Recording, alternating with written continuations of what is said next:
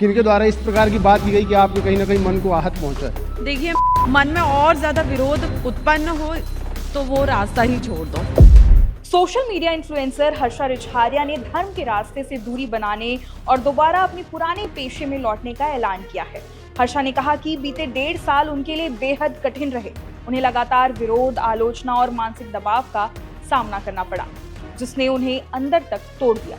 आप भी देखिए उनका ये वायरल वीडियो। महाकुंभ से अभी तक मैंने धर्म को धंधा बना के करोड़ों रुपए छाप लिए। मैं आज बहुत उधारी में हूँ और धर्म में आने से पहले जब मैं एंकरिंग कर रही थी, मैं एक प्राउडी एंकर थी। मैं अपने प्रोफेशन को बहुत गर्व से बोलती हूँ कि मैं जो कर रही थी बहुत अच्छा कर रही थी और मैं उसमें रह के बहुत खुश भी थी। देश से ज्यादा विदेशों में काम करके अच्छा खासा पैसा कमा रही थी, लेकिन यहाँ आने के बाद सिर्फ उधारी के अलावा कुछ नहीं बचा मेरे साथ।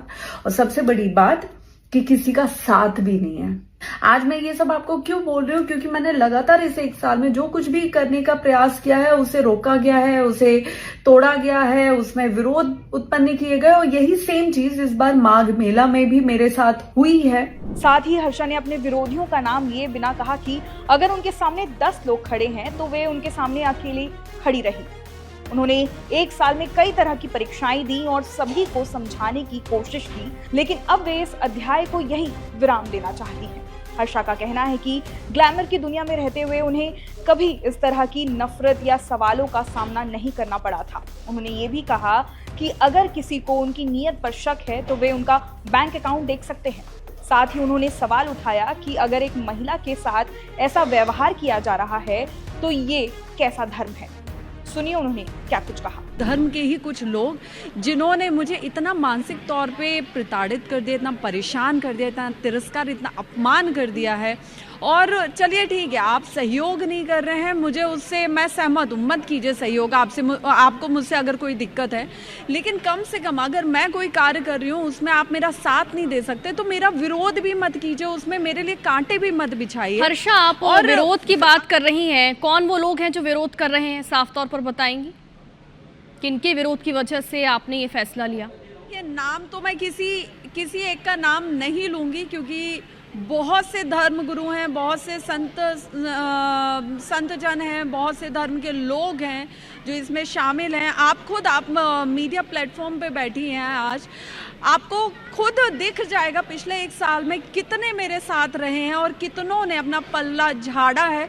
क्योंकि मैंने जिससे भी आगे बढ़ने की कोशिश की, उनका मार्गदर्शन लेने की कोशिश की, तो मेरे नाम से ही जाता है हर्षा रिछारिया। नहीं, हमको उनसे नहीं मिलना है, हमको उनसे कोई बात नहीं, हम उनसे मिलेंगे, विरोध होगा। आपको जानकारी दे दें कि हर्षा रिछारिया एक सोशल मीडिया इन्फ्लुएंसर और एंकर है।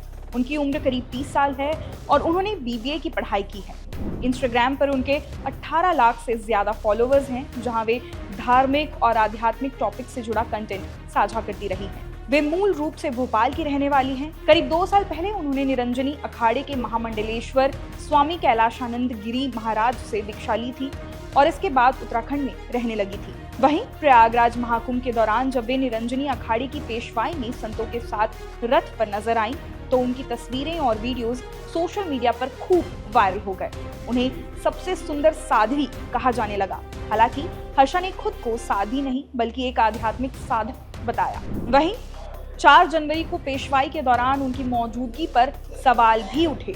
शंकराचार्य पीठाधीश्वर स्वामी आनंद स्वरूप महाराज ने इसे अनुचित बताते हुए कहा था कि धर्म को प्रदर्शन का रूप देना समाज को गलत संदेश देता है।